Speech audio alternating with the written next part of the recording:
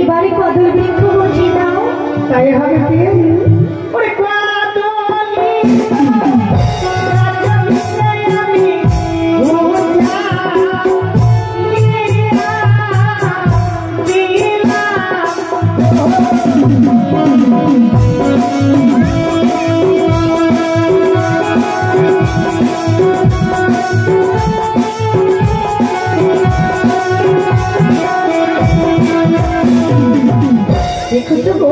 সারি সারি কদমের গাছ আমি তাকেও সাজিয়ে দিয়েছি। তাই তো সত্যি ওগো, সম্মুখে দেখতে পাই কত সুন্দর মন্দির।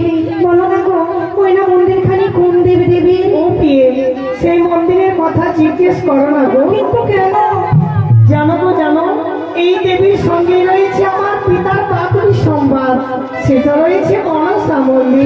আমরা প্রণাম করে আসি। না পিয়ে সেই দেবীকে আমরা প্রণাম করতে পারবো না। কেন কেন? এই দেবীকে প্রণাম করলে পিতা যদি দেখে নেয় তবে আমাদের দুজনের যে বিপদ হবে গো। তুমি যখন প্রণামে